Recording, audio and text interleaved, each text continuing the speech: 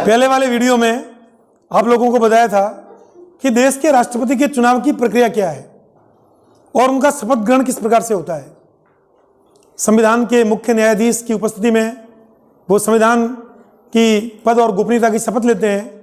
उसके पश्चात 5 साल तक वो देश के राष्ट्रपति बने रहते हैं।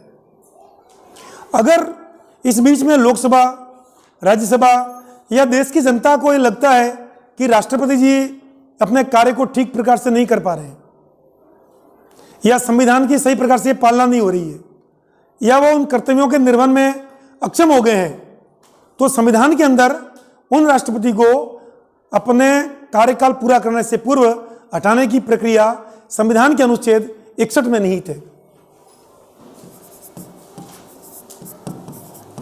इस प्रक्रिया को नाम दिया गया है महाभियोग। संविधान के अंदर इस प्रक्रिया के लिए एक विधि निहित की गई है। उसी विधि का नाम है महाभियोग की प्रक्रिया। सर्वप्रथम जब किसी राष्ट्रपति जी के समक्ष ऐसा लगता है किसी सदन को कि राष्ट्रपति जी अपने कर्तव्य का निर्वहन सही प्रकार से नहीं कर रहे हैं या कोई दुर्व्यवहार हो रहा है, अक्षम है या संविधान की उचित पालना नहीं हो रही है,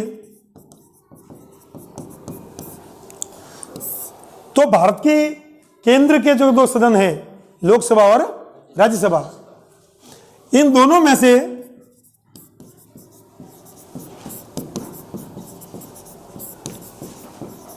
किसी भी सदन में राष्ट्रपति जी के खिलाफ एक प्रस्ताव लाया जाएगा। उस प्रस्ताव का नाम है महाभियोग। वो लोकसभा में भी ला सकते हैं अपन, राज्यसभा में भी ला सकते हैं, लेकिन उसकी शर्त यह है कि जिस सदन में उसको लाया जा रहा है उस सदन के 1/4 सदस्यों के हस्ताक्षर उस प्रस्ताव पर होने चाहिए।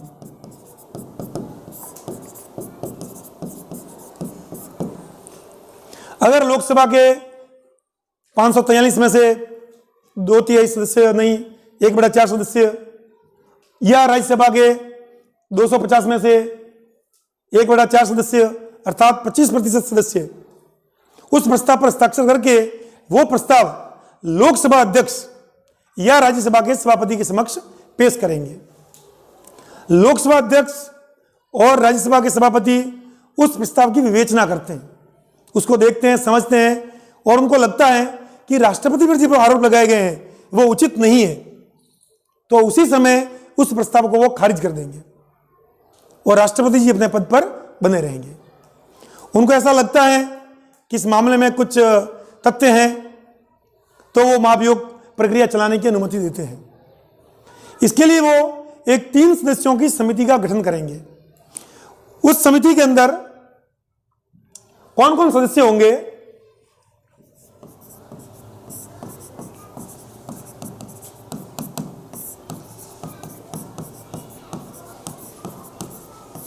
जो प्रथम सदस्य हैं वो भारत के सर्वोच्च न्यायालय के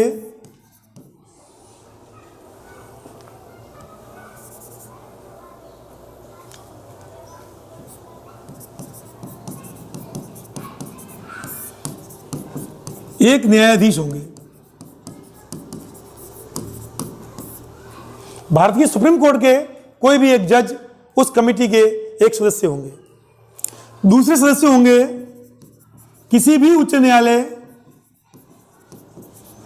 के मुख्य न्यायाधीश। हमारे विभिन्न राज्य हैं, हमारी हाईकोर्ट्स बनी हुई है, उच्च न्यायालय, उन उच्च न्यायालय के कोई भी एक सर्वोच्च न्यायाधीश उस कमेटी के एक मेंबर होंगे।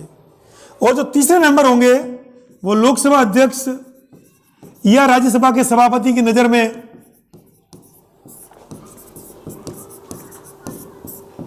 इस मामले के पारंगत हो, संविधान के विशेषज्ञ हो और इस प्रकार के काम के अंदर जिनके पास बहुत सारी योग्यताएं हो, उनको सदस्य नियुक्त किया जाता है। ये 3 सदस्यों की जो कमेटी है ये राष्ट्रपति जी पर लगे हुए आरोपों की जांच करेगी और जांच करने के पश्चात अपना जो निष्कर्ष है वो लोकसभा अध्यक्ष या राज्यसभा के सभापति जी के समक्ष पेश करेगी। जहां भी वो प्रस्ताव आया है, वो प्रस्ताव कहीं भी आ सकता है, लोकसभा में भी आ सकता है, राज्यसभा में भी आ सकता है। जहां प्रस्ताव आया लोकसभा में आया है तो अध्यक्ष जी के सामने, और अगर वो प्रस्ताव राज्यसभा में आया है तो सभापति जी के सामने ये समिति जो है वो अपनी रिपोर्ट प्रस्तुत करेगी। उस रिपोर्ट के पश्चात सदन में वोटिंग होती है। अगर उस कमेटी को लगता है कि आरोप सही है तो यह कमेटी आरोप को गलत बता देगी, तो महाभियोग की प्रक्रिया वहीं बंद हो जाएगी। सदन में वोटिंग, जैसे लोकसभा में वोटिंग हो रही है, सर्वप्रथम लोकसभा में प्रस्ताव पेश हुआ है तो वहां 2/3 सदस्यों का समर्थन आवश्यक है उस प्रस्ताव पर। अगर लोकसभा में 2/3 सदस्यों ने महाभियोग के पक्ष में वोट दे दिया तो फिर वो प्रस्ताव कहां जाएगा? राज्यसभा में। लोकसभा से कहां जाएगा? राज्यसभा में, और वहां वोटिंग होगी। 2/3 सदस्य अगर वहां पर भी उस प्रस्ताव के पक्ष में वोटिंग दे देते हैं तो राष्ट्रपति जी उस दिन से अपने पद से मुक्त हो जाएंगे। वो प्रस्ताव राज्यसभा में भी आ सकता है, तो पहले राज्यसभा में वोटिंग होगी और राज्यसभा के बाद वो प्रस्ताव लोकसभा में जाएगा। वहां सदस्यों की वोटिंग होगी। 2/3 सदस्य अगर उसके पक्ष में वोटिंग दे देते हैं तो महाभियोग प्रस्ताव पारित माना जाएगा और राष्ट्रपति जी उस दिन से पदच्युत हो जाएंगे। एक बात इसके अंदर यह है कि ये जो सारी प्रक्रिया है, ये प्रक्रिया एक अर्ध न्यायिक प्रक्रिया है। कई बार पूछा जाता है परीक्षाओं में,